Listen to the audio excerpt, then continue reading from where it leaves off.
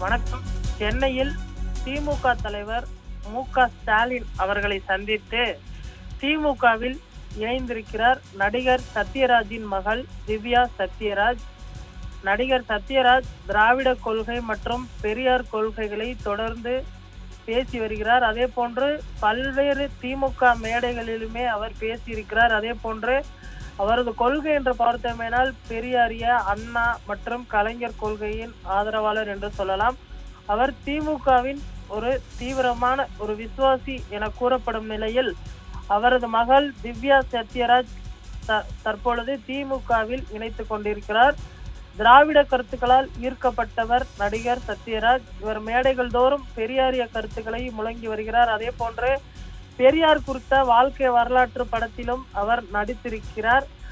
2007ஆம் ஆண்டு பெரியார் என்ற திரைப்படம் வெளியானது. அதில் தான் நடிகர் சத்யராஜ் பெரியாராக நடித்திருந்தார்.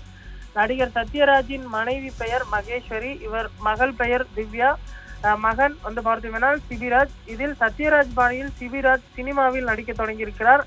அவர் ஹீரோவாக நடித்தார். மகள் திவ்யா சினிமாவிலிருந்து விலகியே இருந்தார். இந்நிலையில் தான் திவ்யா சத்யராஜ் விரைவில் அரசியல் என்ட்ரி கொடுப்பார் என சமீப காலமாக பேசி வந்த நிலையில் தற்பொழுது அந்த தகவலானது உண்மையாகி இருக்கிறது. ஆம், நடிகர் சத்யராஜின் மகள் திவ்யா சத்யராஜ் தற்பொழுது திமுக தலைவர் ஸ்டாலின் முன்னிலையில் திமுகவில் இணைந்திருக்கிறார். அவர் திமுகவில் இணைந்த போது திமுகவின் முன்னணி தலைவர்கள், அதாவது டி.ஆர். பாலு, கே.என். நேரு, சேகர் பாபு உள்ளிட்ட பல்வேறு முக்கிய தலைவர்களும் உடன் இருந்தது குறிப்பிடத்தக்கது. திவ்யா சத்யராஜ் ஊட்டச்சத்து நிபுணர். அவர் நியூட்ரிஷன் படித்துவிட்டு தற்பொழுது அவர் ஊட்டச்சத்து நிபுணராக பணிபுரிந்து வருகிறார். அதே போன்று திராவிடம், திமுக கொள்கைகள் குறித்து அவர் தொடர்ந்து பேசி வரக்கூடிய நிலையில் தற்பொழுது அவர் திமுகவில் இணைந்திருப்பது குறிப்பிடத்தக்கது. அவருக்கு கட்சியில் ஒரு முக்கிய பொறுப்பு வழங்குவதற்கும் ஆலோசிக்கப்பட்டு வருகிறது. விரைவில் அது குறித்த அறிவிப்பும் வெளியாகும் என எதிர்பார்க்கப்படுகிறது. அவர் வரக்கூடிய 2026ஆம் ஆண்டு சட்டப்பேரவை தேர்தலில் போட்டியிடுவாரா என்பதனை பொறுத்திருந்துதான் பார்க்க வேண்டும். ஆனால் அவரை ஒரு நட்சத்திர பேச்சாளராக்குவதற்கான அனைத்து வித யுக்திகளையும் தற்பொழுது திமுக முன்னெடுக்கும் எனவும் தெரிய வருகிறது.